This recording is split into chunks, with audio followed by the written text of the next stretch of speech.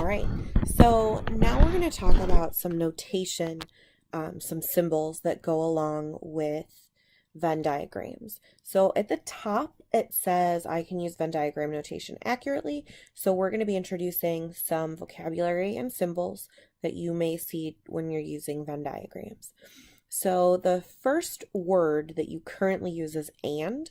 Sometimes we say but, and that means and as well. The new word that we're going to use instead of and or but is intersection. And just like a road, when two roads intersect, it's the section of the road where both roads are happening at the same time. Definition is where both events happen at the same time. The symbol for intersection looks like an upside down U,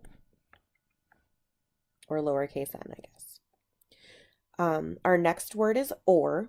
Instead of using the word or, you might hear the word union.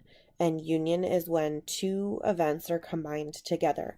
I always like to think about union as another word for marriage. So if you're talking about the union between two people, when you get married, your stuff and that person's stuff all moves into the same location. So if you both have a copy of the same movie, yours and theirs, now you have ours, and you just happen to have two of those movies. So we take everything from one, everything from the other, and combine them into one house.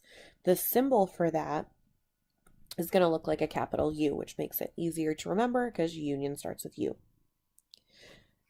We also use the word not. So if you are not a male, then you would be a female. We talk then about the word complement. So complement is what's missing from what you could have. The symbol for a complement is going to look like an apostrophe. So that means not. So coming up to our example, it says at a high school, some students take Spanish and some do not. Also, some students take an art subject and some do not.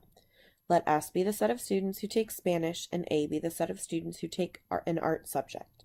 For each problem below, translate the symbols into words. On the Venn diagrams given, shade the region representing the students who. So part A says S, upside down U, A.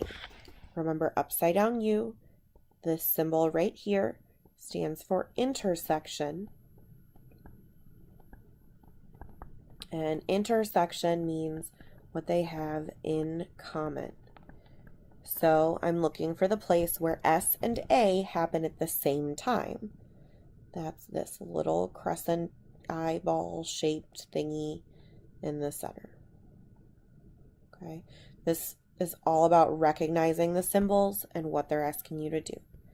Part B says SUA. And that symbol stands for union, which means we're going to combine. Everything in S combines with everything in A. So here's all the stuff in S, and here's all the stuff in A. Our answer is the combination of those two things. Okay?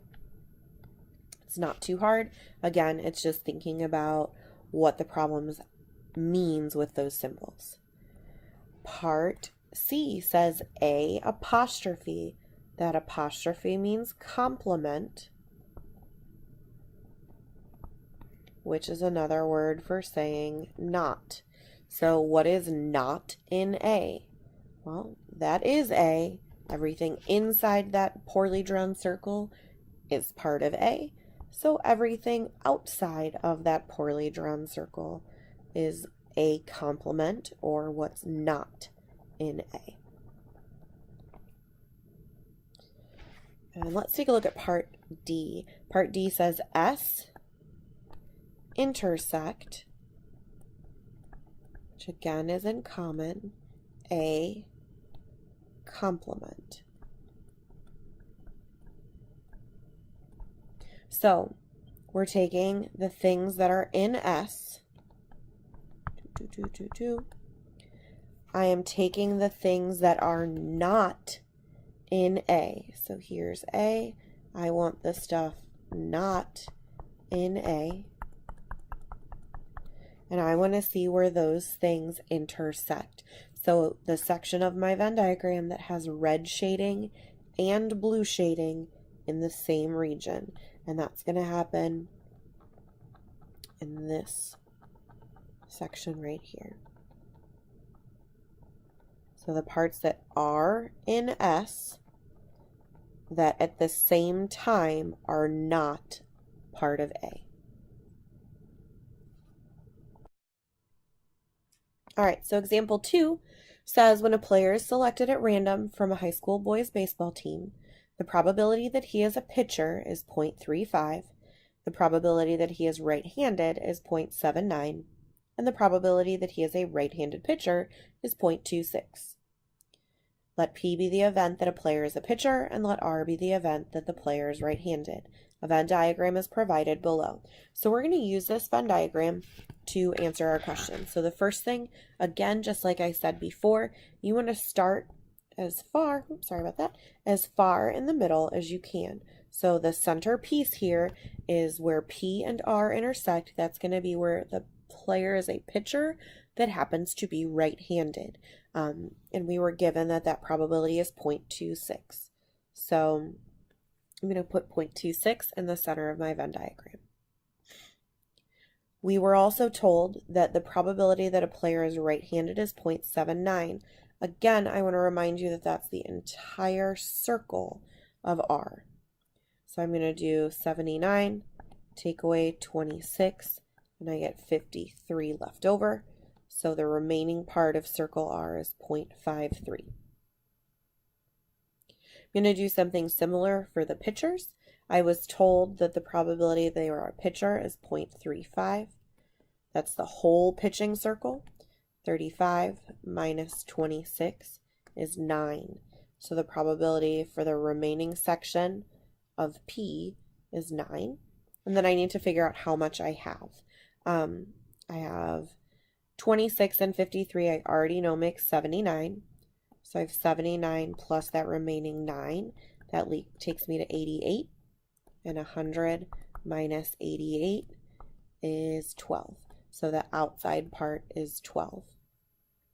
From here, I'm going to scroll up a little bit, and we're going to use that information to answer questions A, B, and C. So A says I'm looking for the things that are in R that at the same time, because that means intersection, sorry about that, when they both happen at the same time. So where right-handed people are not pitchers. While right-handed people is the whole R section, that 0.26 represents the people that are pitchers. I want the ones that are not pitchers. So that's going to be the 0.53. Those are the people that are right-handed that are not pitchers. Okay. Part B says people that are pitchers and are not right-handed. Again, that's intersection. That's where they both happen. So people that are pitchers is the P circle. I want out of that P circle the people that are not right-handers. So that center section that's also part of circle R gets removed, and I'm left with 0.09. Okay, the very last part says the complement of P intersect the complement of R. So I want to know where both things are true, where something is not part of P and at the same time not part of R. Well, the only place on this Venn diagram that isn't a part of P while also not being a part of R is that section outside of the circle, which leaves me with the 0.12. Okay. Thanks for listening. I hope this helped you guys get through Venn diagrams, and please feel free to see me if you have any questions. Thanks.